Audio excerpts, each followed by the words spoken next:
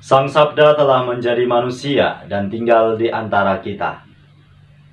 Sahabat Sabda Hidup yang terkasih, jumpa lagi bersama saya, Frater Jimmy, dalam permenungan hari ini, Rabu 15 Juli 2020. Pada hari ini bersama Gereja Sejagat, kita memperingati peringatan wajib Santo Bonaventura, seorang uskup dan pujangga gereja.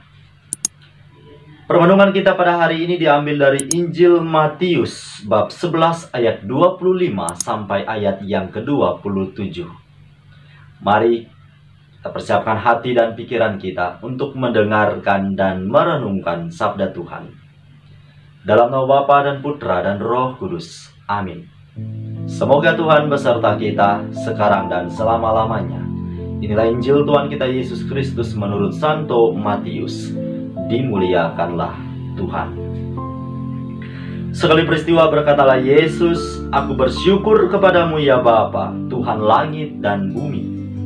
Sebab semuanya itu kau sembunyikan bagi orang bijak dan orang pandai, tetapi kau nyatakan kepada orang kecil.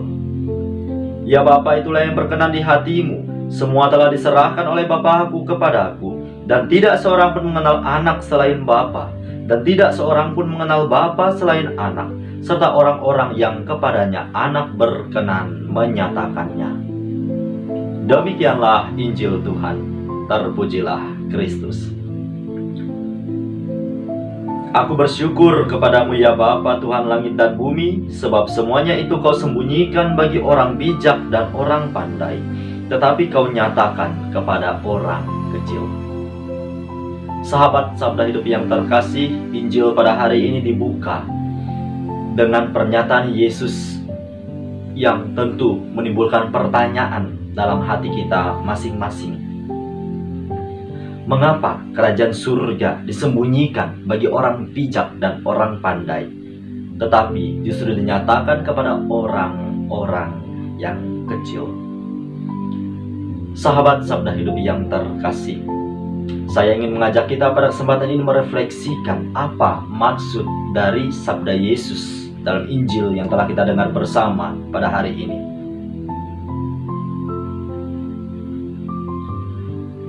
Menjadi seorang yang bijak dan pandai tentu baik adanya. Akan tetapi dalam praktek kehidupan sehari-hari, kalau hal ini tidak disadari dengan baik, maka ada kecenderungan untuk menjadi pribadi yang angkuh, yang sombong. Misalnya, saya merasa diri saya cerdas. Apa saja bisa saya kerjakan. Pemikiran saya luar biasa. Kecenderungan untuk menjadi angkuh, untuk menjadi sombong sangat besar. Saya menganggap bahwa kesuksesan yang saya capai ialah karena kegigihan saya, daya kekuatan yang saya berikan untuk berjuang. Nah, hal-hal seperti ini kiranya menjadikan kita pribadi yang lupa bahwa di balik seluruh kesuksesan, kecerdasan, kebijakan yang kita miliki saat ini, ada satu pribadi yang menjadi daya kekuatan yang memungkinkan kita mencapai titik itu.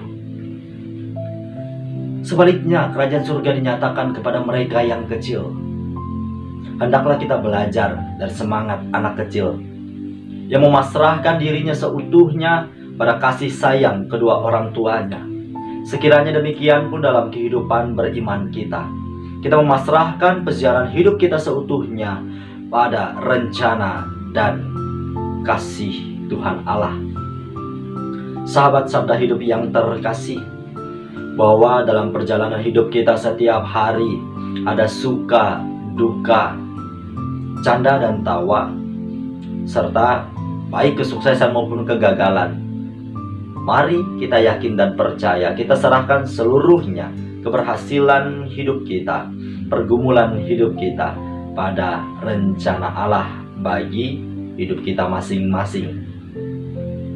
Bahwa dengan cara demikian Artinya saya, Anda, dan kita semua sungguh mengandalkan Dia dalam segala peristiwa kehidupan kita. Belajar dari semangat anak kecil yang memasrahkan hidupnya seutuhnya pada kedua orang tuanya, maka demikian pun kita diajak untuk menyerahkan hidup kita sepenuhnya pada rencana penyelenggaraan yang ilahi. Belajar dari semangat Santo Bonaventura, ia adalah seorang pribadi yang cerdas, akan tetapi ketika dia dipuji sebagai pribadi yang cerdas, ia tidak menjadi sombong, tidak menjadi angkuh. Justru ia menjawabnya dengan menampilkan cinta kasih Allah yang telah ia terima dalam hidupnya. Bahwa apa yang dikatakan oleh Santo Bonaventura, bahwa dengan kasih, dengan Kristus yang tersalib, hendaklah kita melewatkan dunia ini menuju Bapa. Bahwa Yesus menegaskan barang siapa tidak mengenal Ia, maka kita tidak akan sampai kepada Bapa. Maka mari kita terus berjalan bersama Tuhan Yesus dalam peziaran hidup kita di dunia ini, dalam terang sabda dan ajaran-ajaran kasih-Nya. Semoga permenungan pada hari ini sungguh membantu kita untuk masuk pada permenungan pribadi yang lebih mendalam, agar kehidupan beriman kita sungguh semakin mantap. Semoga Allah yang Maha Kuasa memberkati kita, melindungi kita terhadap dosa, dan mengantar kita ke hidup yang kekal dalam nama Bapa dan Putra dan Roh Kudus. Amin.